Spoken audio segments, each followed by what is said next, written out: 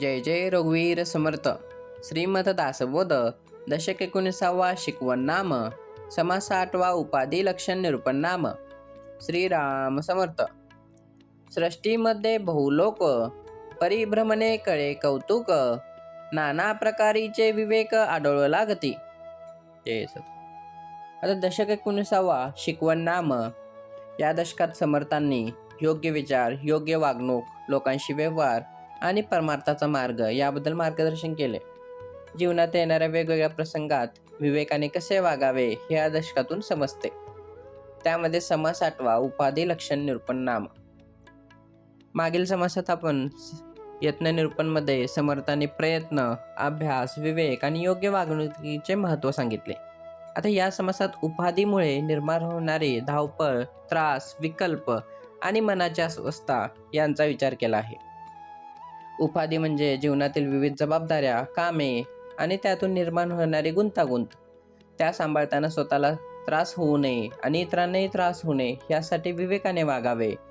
शेवटी मनाला खरी विश्रांती समाधान आणि आत्मविचारातूनच मिळते, हे या समासाचा मुख्य संदेश आहे. सृष्टीमध्ये बहुलोक परिभ्रमणे कळे कौतुक नाना प्रकारीचे विवेक आढळू लागती. आता संसारात फिरताना आणि वेगवेगळ्या लोकांना भेटताना माणसाला अनेक प्रकारचे अनुभव येतात. त्यातून लोकांचे गुण, स्वभाव आणि वेगवेगळे विवेक समजून जातात. सृष्टीमध्ये बहुलोक परिभ्रमणे कळू कौतुक म्हणजे काय, तर जगात अनेक प्रकारची माणसं आहेत. फक्त एका ठिकाणी राहून त्यांचा अनुभव येत नाही. वेगवेगळ्या लोकांत मिसळल्याने त्यांचे स्वभाव आणि वागणूक समजते. त्यातून आपल्याला हे व्यवहाराचे ज्ञान मिळते. म्हणून अनुभवातून शिकण्याची वृत्ती ठेवावी. नाना प्रकारीचे विवेक आढळू लागते म्हणजे वेगवेगळ्या लोकांमध्ये वावरताना अनेक प्रकारचे चांगले गुण दिसतात. कोण कसे बोलते, कसे वागते आणि प्रसंग कसा हाताळतो हे पाहून शिकता येते. यातून आपला विवेक वाढतो. म्हणून जगाचा अनुभव हा देखील एक मोठा शिक्षक आहे. किती प्रपंची जन अखंड वृत्ती उदासीन सुख दुःखे समाधान दंडळेना. आता समर्थ येते अशा माणसाचे उदाहरण देतात जो संसारात राहूनही मनाने स्थिर आणि शांत असतो. सुख दुःख आले तरी त्याचे समाधान ढळत नाही. किती प्रपंची जन अखंड वृत्ती उदासीन. आता काय म्हणतात समर्थ येते, तर काही माणसे संसारात राहूनही मनाने अलिप्त असतात. कामे आणि जबाबदाऱ्या असतात पण त्यांचे मन त्यात अडकून राहत नाही. मिळाले म्हणून अति आनंद आणि गेले म्हणून अति दुःख असे त्यांचे होत नाही. त्यांची वृत्ती शांत आणि समतोल असते. सुख दुःखे समाधान दंडळेना म्हणजे काय, तर सुख दुःख हे जीवनात येतच राहतात पण अशा व्यक्तीचे समाधान त्या परिस्थितीने ढळत नाही. बाहेरचे प्रसंग बदलले तरी मनाची शांतता टिकवणे महत्त्वाचे आहे. ही स्थिरता विवेक आणि आत्मसाधनातूनच येते. स्वभावेची नेमक बोलती सहजची नेमक चालते अपूर्व बोलण्याची स्थिती सकळासी माने. आता समोर तिथे सांगतात की काही व्यक्तींना योग्य बोलणे आणि योग्य वागणे हे शिकवावे लागत नाही. त्यांचा स्वभावच असा असतो की त्यांचे वागणे सर्वांना मान्य असते. स्वभावेची नेमक बोलते सहजची नेमक चालते म्हणजे काही माणसे बोलताना विचार करून, मोजून आणि योग्य शब्द वापरतात. त्यांना वागणेही स्वाभाविकपणे नीट आणि संयमी असते. यासाठी त्यांना वेगळा प्रयत्न करावा लागत नाही. चांगला स्वभाव अंगी आणला की योग्य बोलणे आणि वागणे सहज होते. अपूर्व बोलण्याची स्थिती सकळासी माने म्हणजे अशा व्यक्तीचे बोलणे वेगळे आणि मनाला पटणारे असते. त्यांच्या बोलण्यात नम्रता, स्पष्टता आणि योग्यपणा असतो. म्हणून त्यांचे बोलणे सर्वांना आवडते आणि मान्य होते. चांगले बोलणे हे केवळ कला नाही तर तो चांगल्या स्वभावाचा परिणाम आहे. सहजची ताळज्ञान येते स्वभावेची रागज्ञान उमटते सहजची कळत जाते न्याय नीती लक्षण. आता मागील ओवीत समर्थांनी योग्य बोलणे आणि वागणे स्वभावात आले पाहिजे असे सांगितले. पुढे ते सांगतात की चांगला स्वभाव असेल तर प्रसंगानुसार काय योग्य आणि काय अयोग्य हे सहज कळून जाते. सहजची ताळज्ञान येते स्वभावेची रागज्ञान उमटते. आता ज्याचा स्वभाव नीट आहे त्याला प्रसंगाची योग्य वेळ आणि पद्धत सहज समजते. कधी शांत राहायचे आणि कधी कठोरपणे बोलायचे याचे भान त्याला असते. राग आला तरी त्याच्या रागाच्या भरात चुकीचे वागत नाही तो माणूस. स्वभावात संयम असेल तर प्रसंग हाताळण्याचे शहाणपण आपोआप येते. सहजची कळत जाते न्यायनीती लक्षणं. म्हणजे अशा प्रकारे अनुभव घेत गेल्यावर योग्य अयोग्य याचा विवेक वाढत जातो. न्यायाने आणि नीतीने कसे वागावे हे समजू लागते. यासाठी केवळ पुस्तकी ज्ञान पुरेसे नाही, चांगला अनुभव आणि प्रत्यक्ष अनुभव आवश्यक आहे. म्हणून विवेक हा योग्य आचरणातूनच अधिक दृढ होतो. एखादा आढळे गाजी, सकळ लोक अखंड राजी, सदा सर्वदा आवडीता जी प्राणी मात्राची. आता समर्थ त्या अशा व्यक्तीचे लक्षण सांगतात की ज्याच्या स्वभावामुळे सर्वांना आपलेपणा वाटतो, त्याचे वागणे लोकांना आवडते आणि त्याच्याबद्दलची आपुलकी टिकून राहते. आता एखादा आढळे गाजी, सकळ लोक अखंड राजी. म्हणजे एखादी चांगली व्यक्ती आपल्या अनुभवाला येते. तिचे वागणे, बोलणे आणि स्वभाव यामुळे लोक सहज तिच्याशी जोडले जातात. तिच्यामुळे कोणाला त्रास होत नाही, तर उलट सर्वांना समाधान मिळते. अशा व्यक्तीचा सहवास लोकांना आनंद देतो. सदा सर्वदा आवडीता जी प्राणी मात्राची. आता अशा व्यक्तीबद्दलची आपुलके काळानुसार कमी होत नाही. ती प्रत्येकाशी प्रेमाने आणि आदराने वागते. म्हणून माणसांमध्येच नव्हे तर सर्व प्राणीमात्रांविषयी तिच्या मनात आपुलकी असते. चांगला स्वभाव आणि प्रेमळ वागणूक यामुळे लोकांच्या मनात कायमचे स्थान मिळते. चुकून उदंड आढळते, भारी मनुष्य दृष्टीस पडते, महंताचे लक्षणसे वाटते अकस्मात. आता समर्थ ते सांगतात की कधी कधी अचानक एखादी अत्यंत गुणी आणि प्रभावी व्यक्ती भेटते. तिच्या वागण्यातून मार्गदर्शक व्यक्तीची लक्षणे सहज दिसून येतात. आता चुकून उदंड आढळते, भारी मनुष्य दृष्टीस पडते. जगात फिरताना कधी अचानक एखादी विशेष व्यक्ती भेटते. तिच्यात अनेक चांगले गुण एकत्र दिसतात. तिचे बोलणे, वागणे आणि विचार इतरांपेक्षा वेगळे जाणवते. अशा व्यक्तीची भेट हाही एक देखील चांगला अनुभव असतो. महंताचे लक्षणसे वाटते अकस्मात. म्हणजे त्या व्यक्तीमध्ये लोकांना योग्य दिशा देणाऱ्या व्यक्तीचे गुण दिसतात. तिच्यात समजूतदारपणा, विवेक आणि लोकांना जोडून ठेवण्याची क्षमता असते. अशी व्यक्ती आपल्याला काही न शिकवता तिच्या आचरणातूनच शिकवून जाते. म्हणून चांगली माणसे भेटली की त्यांचे चांगले गुण ओळखून त्यातून शिकावे. ऐसा आढळता लोक, चमत्कारे गुणग्राहिक, क्रिया बोलणे नेमक प्रत्ययाचे. आता समर्थ ते सांगतात की एखादी गुणी व्यक्ती भेटल्यावर तिचे गुण ओळखता आले पाहिजे. तिच्या बोलण्यापेक्षा तिच्या कृतीतून तिचे खरेपण दिसून येते. ऐसा आढळता लोक, चमत्कारे गुणग्राहिक. म्हणजे अशी गुणी व्यक्ती भेटली की तिच्यातील चांगले गुण ओळखावेत. फक्त बाह्य रूप किंवा बोलणे पाहून माणसाचे मूल्य ठरवू नये. तिच्या वागण्यातला विवेक, समजूतदारपणे आणि चांगलूपणा हा पाहावा. दुसऱ्यांचे गुण ओळखून ते स्वतःमध्ये घेणे ही एक मोठी कला आहे. क्रिया बोलणे नेमक प्रत्ययाचे. आता माणूस काय बोलतो यापेक्षा तो प्रत्यक्षात काय करतो हे अधिक महत्त्वाचे आहे. त्याच्या कृतीतूनच त्याच्या बोलण्याची खरी परीक्षा होते. बोलणे आणि वागणे एकसारखे असेल तरच त्या व्यक्तीवर विश्वास ठेवता येतो. म्हणून गुणांची खरी ओळख कृतीतूनच होते. सकळ अवगुणामध्ये अवगुण, आपले अवगुण वाटती गुण, मोठे पाप करंटपण चुकेना की. आता समर्थ एक मोठी चूक दाखवतात. स्वतःचे दोषही आपल्याला गुण वाटू लागणे. माणसाला स्वतःच्या चुका दिसेनाशा झाल्या की सुधारण्याचा मार्गही बंद होतो. आता सकळ अवगुणामध्ये अवगुण, आपले अवगुण वाटते गुण. म्हणजे सर्व दोषांमध्ये सर्वात मोठा दोष म्हणजे स्वतःचा दोष न मानणे. आपल्या चुकीच्या सवयीही आपल्याला योग्य वाटू लागल्या तर सुधारणा कशी होणार? दुसऱ्यांचे दोष सहज दिसतात, पण स्वतःचे दोष पाहण्यासाठी प्रामाणिकपणा लागतो. म्हणून सतत स्वतःकडेही पाहत राहावे. मोठे पाप करंटपण चुकेना की. आता स्वतःच्या दोषाकडे दुर्लक्ष करणे ही मोठी दुर्दैवी गोष्ट आहे. चूक झाली तर ती मान्य करून सुधारण्याचा प्रयत्न करावा. अहंकारामुळे चूक झाकली तर ती पुन्हा पुन्हा घडत राहते. स्वतःच्या दोषांची जाणीव होणे हीच सुधारण्याची पहिली पायरी आहे. ढाळेची काम होते सदा, जे जपल्याने नव्हे सर्वदा, तेथे पीळ पेचाची आपदा आडयेची ना. आता समर सांगतात की हे कामे योग्य पद्धतीने आणि सहजपणे केले तरच व्यवस्थित होतात. उगाचताण, हट्ट किंवा अनावश्यक गुंतावून केले तर काम अधिक कठीण होते. ढाळेची काम होते सदा, जे जपल्याने नव्हे सर्वदा. म्हणजे काही कामे सहजपणे योग्य पद्धतीने केले तरच ते चांगली होतात. अति काळजी किंवा जपून वागण्यामुळे प्रत्येक काम साध्य होत नाही. कामाची योग्य पद्धत आणि प्रसंगाचे भान असणे महत्त्वाचे आहे. म्हणून प्रत्येक गोष्ट एकाच पद्धतीने न करता परिस्थितीनुसार वागले पाहिजे. तेथे पीळ पेचाची आपदा आढळेची ना. म्हणजे कामात अनावश्यक ताणतणाव किंवा गुंतागुंत निर्माण नाही केले तर अडचणी कमी होतात.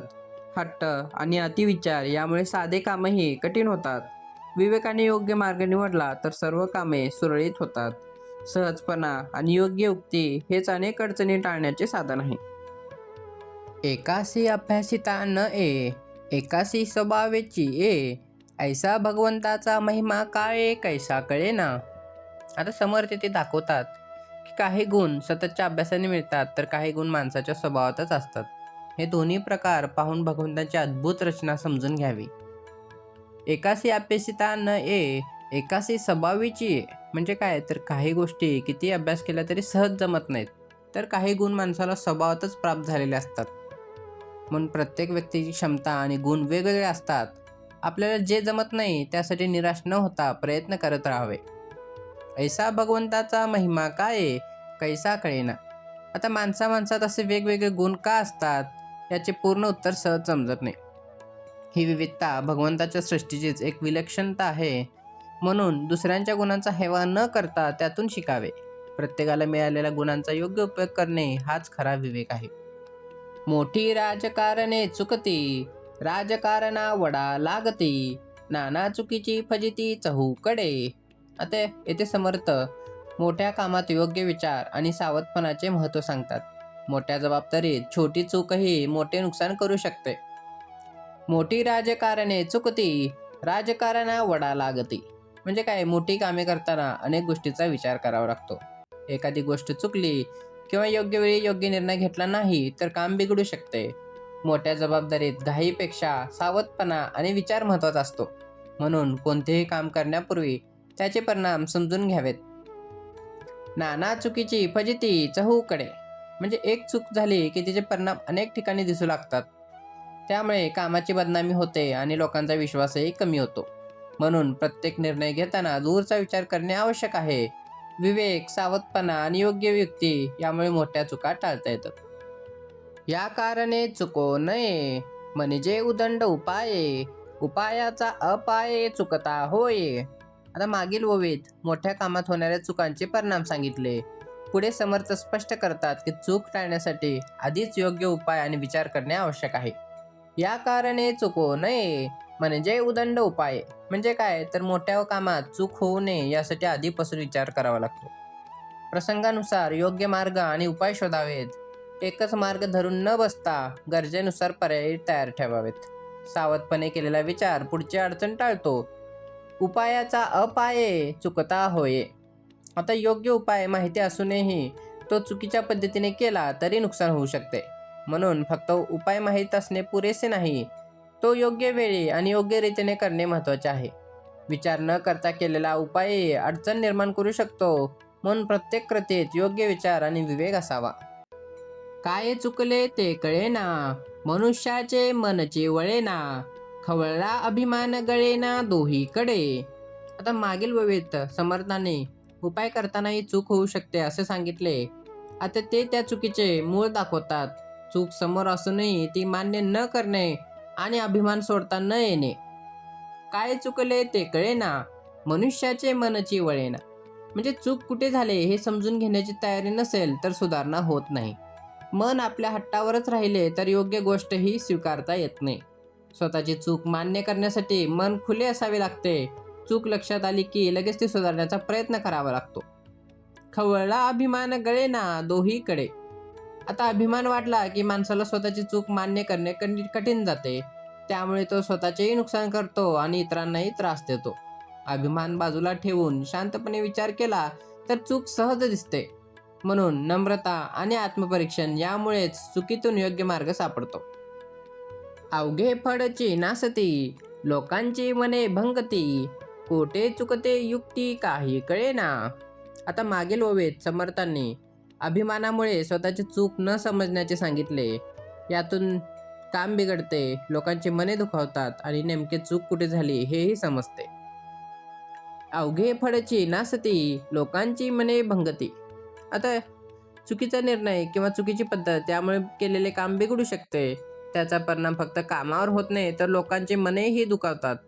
एकाची चूक अनेक लोकांना त्रास देऊ शकते. म्हणून जबाबदारीचे काम करताना प्रत्येक कृतीचा परिणाम विचारात घ्यावा. कोठे चुकते युक्ती काही कळेना. काम बिघडले तरी नेमके चूक कुठे झाली हे समजत नसेल तर ती पुन्हा होण्याची शक्यता असते. म्हणून प्रत्येक कामानंतर स्वतःच्या पद्धतीचा विचार करावा. कुठे कमी पडले हे समजले तर पुढच्या वेळी सुधारणा करता येते. म्हणून चूक ओळखून ती सुधारणे हाच विवेकाचा मार्ग आहे. व्यापे विन आटोप केला, तो अवघा घसरतच गेला. अकलेचा बंध नाही घातला दूरी दृष्टीने. आता मागील ओवीत काम बिघडण्याची चुकीची युक्ती सांगितली. आता समर्थ स्पष्ट करतात की कामाचे योग्य नियोजन आणि दूरचा विचार नसेल तर केलेला आटोपही शेवटी फसतो. व्यापे विन आटोप केला, तो अवघा घसरतच गेला. आता काम किती मोठे आहे, त्यासाठी किती साधन आणि वेळ लागेल याचा विचार आधी करावा लागतो. हे न पाहता घाईने काम सुरू केले तर ते हाताबाहेर जाऊ शकते. नियोजनाशिवाय केलेला आटोप शेवटी गोंधळ निर्माण करतो. म्हणून कामाच्या प्रमाणानुसार तयारी करणे आवश्यक आहे. अकलेचा बंध नाही घातला दूरी दृष्टीने. आता काम करताना केवळ आजचा विचार न करता पुढे काय परिणाम होतील हेही पाहावे लागते. अक्कल आणि दूरदृष्टी वापरली नाही तर केलेले काम उलटे नुकसान करू शकते. प्रसंगाचा पूर्ण विचार करूनच निर्णय घ्यावा. दूरचा विचार आणि योग्य नियोजन असेल तर अनेक चुका आधीच टाळता येतात. एखादे मनुष्य ते सिळे, त्याचे करण्याचे बावळे. नाना विकल्पाचे जाळे करून टाकी. आता मागील ओळीत समर्थांनी नियोजन आणि दूरदृष्टीचे महत्त्व सांगितले. आता ते अशा माणसाची अवस्था सांगतात जो विचार न करता अनेक शंका आणि कल्पनांमध्ये अडकून स्वतःचेच काम गुंतागुंतीचे करून घेतो. एखादे मनुष्य ते सिळे, त्याचे करण्याचे बावळे. आता एखाद्या माणसाला काम करण्याची योग्य पद्धत समजली नाही तर त्याच्या कृतीत गोंधळ दिसतो. विचार न करता केलेले काम चुकीच्या दिशेने जाते. काम करण्यापूर्वी काय करायचे आणि कसे करायचे याचा विचार असावा. योग्य समज आणि विवेक नसतील तर प्रयत्नही वाया जाऊ शकतात. नाना विकल्पाचे जाळे करून टाकी. अनेक शंका आणि कल्पना मनात धरल्यामुळे माणूस स्वतःभोवती गोंधळाचे जाळे तयार करतो. एक निर्णय घेण्याऐवजी सतत विचार बदलत राहिल्याने काम पुढे जात नाही. म्हणून आवश्यक तेवढाच विचार करून योग्य निर्णय घ्यावा. विवेकाने घेतलेला ठाम निर्णय मनातील विकल्प कमी करतो. ते आपणासी उकले ना, दुसऱ्यास काहीच कळेना. नाचे विकल्पे कल्पना ठाई ठाई. मागील ओवीत मनात निर्माण होणाऱ्या विकल्पांच्या जाळ्याबद्दल समर्थांनी सांगितले. आता ते सांगतात की अशा गोंधळलेल्या मनस्थितीत स्वतःला काही स्पष्ट होत नाही आणि इतरांनाही आपले विचार समजत नाही. ते आपणासी उकले ना, दुसऱ्यास काहीच कळेना. मनात खूप शंका आणि विचार असतील तर स्वतःलाच काय करायचे हे स्पष्ट होत नाही. आपला विचार ठाम नसल्यामुळे ते दुसऱ्यांना समजावून सांगता येत नाही. यामुळे कामात गोंधळ वाढतो आणि निर्णय घेणे कठीण होते. म्हणून आधी स्वतःचा विचार स्पष्ट करणे आवश्यक आहे. नाचे विकल्पे कल्पना ठाई ठाई. आता मनातील सतत बदलणारे विचार माणसाला एका निर्णयावर स्थिर राहू देत नाहीत. एक कल्पना येते, मग एक दुसरी शंका निर्माण होते आणि पुन्हा विचार बदलतो. अशा अवस्थेत काम पुढे जाण्याऐवजी मन अधिक अस्वस्थ होते. विवेकाने विचार करून योग्य निर्णय ठरवला तर हा गोंधळ कमी होतो. त्या गुप्त कल्पना कोणास कळाव्या, कोणी येऊन आटोपाव्या. ज्याच्या त्याने कराव्या बळकट बुद्धी. समर सांगतात की मनातील गुप्त विचार आणि अडचणी शेवटी स्वतःला समजून घ्याव्या लागतात. त्यासाठी दुसऱ्यावर अवलंबून न राहता स्वतःची बुद्धी मजबूत करावी असे समर सांगतात. त्या गुप्त कल्पना कोणास कळाव्या, कोणी येऊन आटोपाव्या. आता प्रत्येकाच्या मनात काही विचार, योजना आणि अडचणी असतात. त्या दुसऱ्याने पूर्णपणे समजतीलच किंवा समजावून घेतील असे नाही. आपल्या समस्या दुसरे कोणी येऊन सोडवायचे अशी अपेक्षा ठेवू नये. स्वतः विचार करून परिस्थिती समजून घेणे आवश्यक आहे. ज्याच्या त्याने कराव्या बळकट बुद्धी. आता आपल्या कामाची जबाबदारी शेवटी आपलीच असते. म्हणून स्वतःची बुद्धी, विचारशक्ती आणि निर्णय क्षमता मजबूत करावी. प्रत्येक छोट्या गोष्टीसाठी दुसऱ्यावर अवलंबून राहू नये. स्वतः विचार करून योग्य निर्णय घेण्याची ताकद निर्माण करणे हाच या ओवीचा मुख्य अर्थ आहे. ज्यासी उपाधी आवरेना, तेने उपाधी वाढवावी ना. सावचित करून या मना समाधाने असावे. आता समर्थ येथे सांगतात की ज्या व्यक्तीला आपल्या जबाबदाऱ्या आणि व्याप सांभाळता येत नाही त्याने त्या आणखी वाढवू नयेत. मन शांत ठेवून आपल्या क्षमतेनुसार वागावे. ज्यासी उपाधी आवरेना, तेने उपाधी वाढवावी ना. आता जितक्या जबाबदाऱ्या आपल्याला नीट सांभाळता येतात तितक्याच घ्याव्यात. आधीचे काम नीट होत नसेल तर नवीन कामे वाढवू नयेत. अति व्याप घेतल्यामुळे स्वतःलाही त्रास होतो आणि कामाची गुणवत्ता कमी होते. म्हणून आपल्या क्षमतेचा विचार करून जबाबदारी घ्यावी. सावचित करून या मना समाधानी असावे. आता आपले मन सतत धावपळीत राहू नये याची काळजी घ्यावी. काय आवश्यक आहे आणि काय टाळता येतील याचा शांतपणे विचार करावा. अनावश्यक जबाबदाऱ्या कमी केल्या की मनालाही स्थैर्य मिळते. मर्यादा ओळखून सावधपणे आणि समाधानाने जगणे हेच योग्य आहे. धाव धाव उपाधी वेष्टी, आपण कष्टी लोकही कष्टी, हे कामा नये गोष्टी कुसुमुसेची. आता समोर सांगतात की अनावश्यक धावपळ आणि जबाबदाऱ्यांचा अतिरेक झाला की स्वतःलाही त्रास होतो आणि आपल्या आसपासच्या लोकांनाही त्रास होतो. त्यामुळे असा गोंधळ वाढवणे योग्य नाही. धाव धाव उपाधी वेष्टी, आपण कष्टी लोकही कष्टी. कामे आणि जबाबदाऱ्या वाटल्या की माणसाचे सतत धावपळ सुरू होते. त्यामुळे स्वतःचे मन आणि शरीर दोन्ही त्रासतात. आपण अस्वस्थ झालो की त्याचा त्रास आपल्या आसपासच्या लोकांनाही होतो. म्हणून कामाचा व्याप वाढवण्यापूर्वी त्याचा विचार करावा. हे कामा नये गोष्टी कुसुमुसेची. आता फक्त गोंधळ, धावपळ आणि कुरकुर वाढवून कोणतेही काम चांगले होत नाही. अनावश्यक गोष्टी कमी करून अनावश्यक कामावर लक्ष द्यावे. शांतपणे आणि नीट नियोजनाने काम केले तर त्रास कमी होतो. आपल्यामुळे स्वतःला आणि इतरांना विनाकारण त्रास होणार नाही याची काळजी घेतली पाहिजे. लोक बहुत कष्टी झाला, आपणही अत्यंत त्रासला, व्यर्थची केला गलबला का असयासी. तर मागील ओवीत समर्थांनी अनावश्यक धावपळीने स्वतःला आणि इतरांना त्रास होतो असे सांगितले. आता समर्थ म्हणतात की अशा व्यर्थ गोंधळामुळे अनेक लोक त्रासतात आणि शेवटी केलेले कष्टही निरर्थक ठरते. लोक बहुत कष्टी झाला, आपणही अत्यंत त्रासला.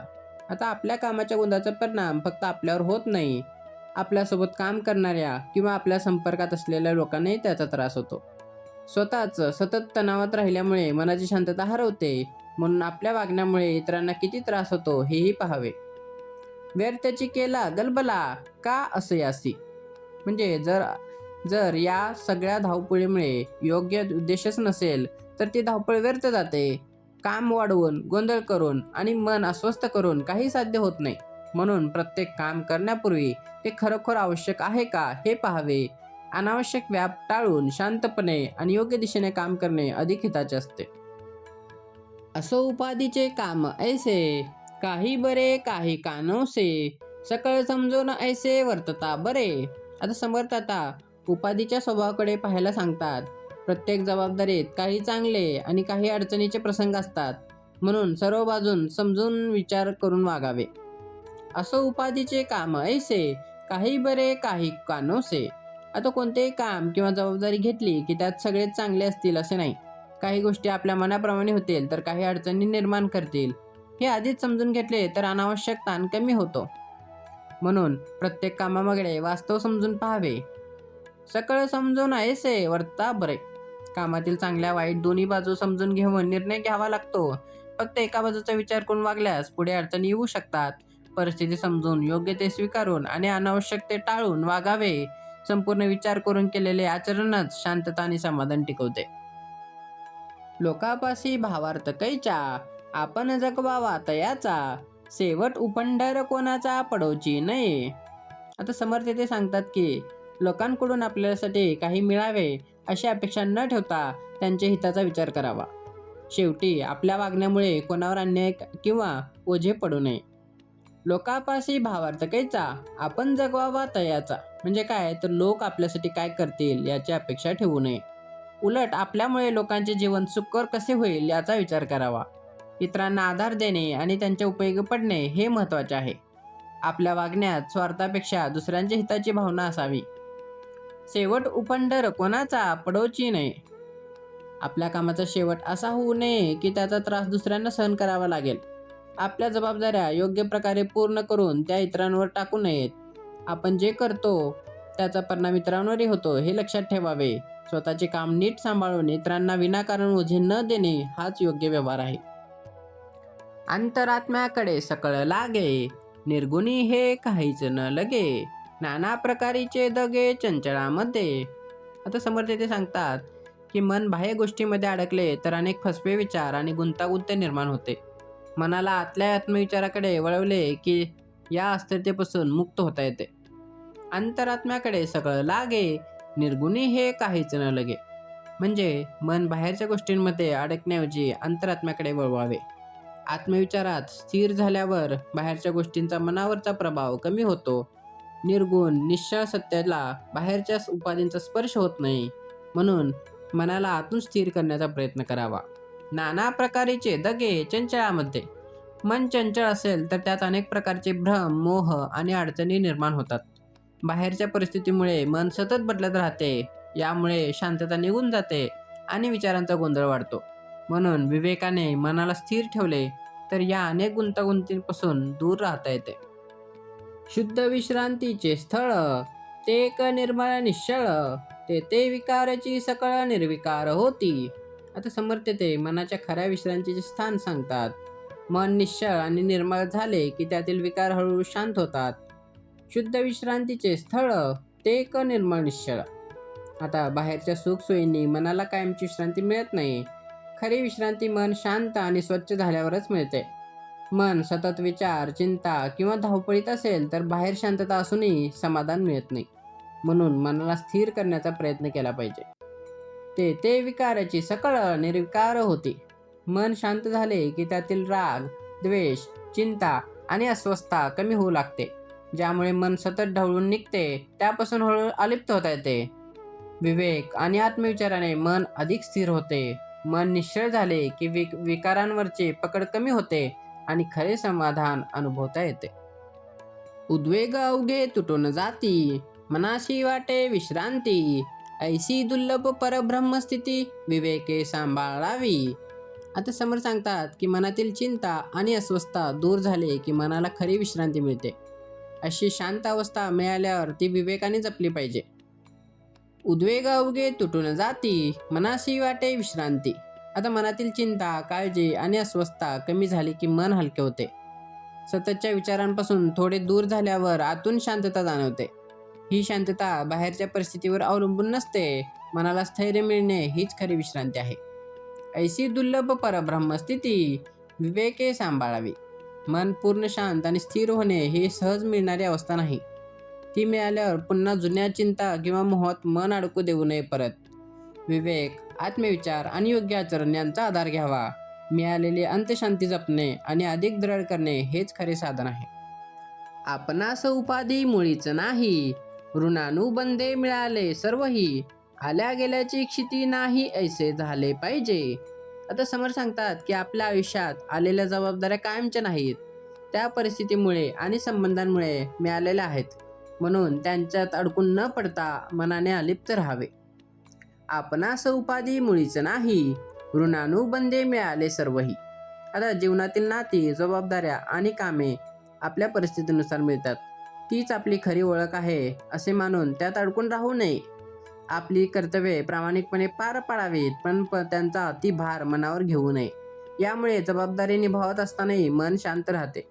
आल्या गेल्याची क्षिती नाही ऐसे झाले पाहिजे. म्हणजे जीवनात कोण येते आणि कोण जाते यामुळे मनाची शांतता ढळू नये. नाती जपावीत, पण अति आसक्ती ठेवू नये. सुख, दुःख, लाभ, हानी यांना समभावाने स्वीकारण्याचा प्रयत्न करावा. कर्तव्य करत राहून मनाने अलिप्त आणि स्थिर राहणे हेच समर्थांना अपेक्षित आहे. जो उपाधीस कंटाळला, तो निवांत होऊन बैसला, आटोपेना तो गलबला कासयासी. आता समर्थ ते सांगतात की अनावश्यक उपाधी आणि धावपळ यांचा कंटाळा आला की माणसाने थांबून विचार करावा. निरर्थक गोंधळ करत राहण्यात काहीच अर्थ नाही. जो उपाधीस कंटाळला, तो निवांत होऊन बैसला. आता सततच्या कामामुळे, व्यापामुळे मन थकले असेल तर थोडे थांबणे आवश्यक आहे. प्रत्येक वेळी धावत राहणे म्हणजे कर्तव्य नव्हे. आपल्या जबाबदाऱ्या कोणत्या आणि अनावश्यक गोष्टी कोणत्या हे शांतपणे पाहावे. अनावश्यक व्याप कमी केला की मनाला निवांतपणा मिळतो. आटोपेना तो गलबला कासयासी. म्हणजे ज्या गोष्टी आपल्या हातात येत नाहीत त्यासाठी सतत गोंधळ करत राहू नये. व्यर्थ धावपळ करून समस्या सुटत नाहीत. काय करणे शक्य आहे आणि काय सोडून द्यावे याचा विवेक ठेवावा. अनावश्यक गोंधळ थांबवून शांतपणे योग्य ते करणे अधिक महत्त्वाचे आहे. काही गलबला काही निवळ, ऐसा कंठित जावा काळ, जेणेकरिता विश्रांती वेळ आपणासी फावे. समोर सांगतात की जीवनात काही कामे करावीच लागतात. पण सततच्या धावपळीऐवजी काही वेळ शांततेलाही द्यावा. काही गलबला काही निवळ, ऐसा कंठीचे जावा काळ. म्हणजे जीवनात कामे, जबाबदारी आणि धावपळ असणारच आहे, पण प्रत्येक वेळ कामातच घालवणे योग्य नाही. कामामध्ये थोडा वेळ शांतता आणि विश्रांतीसाठी ठेवावा. काम आणि शांतता यांचा योग्य समतोल राखला पाहिजे, जेणेकरिता विश्रांती वेळ आपणासी फावे. म्हणजे मनाला विश्रांती मिळण्यासाठी स्वतःसाठी थोडा वेळ राखून ठेवावा. सततच्या व्यापामुळे मन थकते आणि विचारही अस्थिर होतात. शांत वेळ मिळाला की मन पुन्हा ताजेतवाने होते. काम आवश्यक आहेच, पण मनाच्या शांततेसाठी विश्रांतीही तितकीच आवश्यक आहे. उपाधी काही राहत नाही, समाधाना एवढे थोर नाही. नरदेहे प्राप्त होत नाही क्षणक्षणा. आता समर शेवटी सांगतात की कोणतीही उपाधी आणि जबाबदारी कायमची राहत नाही, पण मनाचे समाधान अत्यंत मौल्यवान आहे. म्हणून मिळालेल्या मनुष्यजन्माचा प्रत्येक क्षण योग्य प्रकारे वापरावा. उपाधी काही राहत नाही, समाधाना एवढे थोर नाही. म्हणजे काय तर जीवनातील कामे, जबाबदाऱ्या आणि अडचणी कायमच्या नसतात. आज असलेला व्याप उद्या कमी होऊ शकतो किंवा संपून जाऊ शकतो, पण मनात समाधान असेल तर परिस्थिती कठीण असतानाही माणूस स्थिर राहतो. म्हणून बाहेरच्या गोष्टींपेक्षा मनाचे समाधान अधिक महत्त्वाचे आहे. नरदेहे प्राप्त होत नाही क्षणक्षणा. म्हणजे मनुष्य जन्म वारंवार मिळत नाही, म्हणून त्याचा प्रत्येक क्षण मौल्यवान आहे. तो फक्त चिंता, धावपळ आणि अनावश्यक व्यापात घालवू नये. कर्तव्य करताना मन शांत ठेवावे आणि परमार्थासाठी वेळ दिला पाहिजे. मिळालेला जन्म सार्थकी लावणे आणि समाधानाने जगणे हाच या समासाचा अंतिम संदेश आहे. इति श्रीदासबोधे गुरुशिष्य संवादे उपाधी लक्षण निरूपण नाम समास 8वा. आता या समासात समर्थांनी उपाधी म्हणजेच कामे, जबाबदारी आणि संसारातील व्याप याकडे विवेकाने पाहण्याचा मार्ग सांगितला. गरजेपेक्षा जास्त जबाबदाऱ्या घेऊ नयेत आणि विनाकारण धावपळ करू नये. काम करताना नियोजन, दूरदृष्टी आणि योग्य विचार असावा. चूक झाली तर ते मान्य करून सुधारण्याची तयारी ठेवावी. अभिमान आणि मनातील विकल्प यामुळे गोंधळ वाढतो, हे लक्षात ठेवावे. आपली कर्तव्ये प्रामाणिकपणे पार पाडावेत, पण त्यांचा अतिभार मनावर होऊ नये. काम आणि विश्रांती यांचा योग्य समतोल राखावा. बाहेरचा व्याप कमी करून मनाला शांत आणि स्थिर ठेवण्याचा प्रयत्न करावा. कारण कोणतीही उपाधी कायमची नाही, पण मनाचे समाधान अत्यंत मौल्यवान आहे. मिळालेला मनुष्यजन्म प्रत्येक क्षण योग्य विचार, कर्तव्य आणि परमार्थासाठी वापरावा. जय जय रघुवीर समर्थ. ओम गुरु दत्तात्रय श्रीपाद श्री वल्लभाय नमः.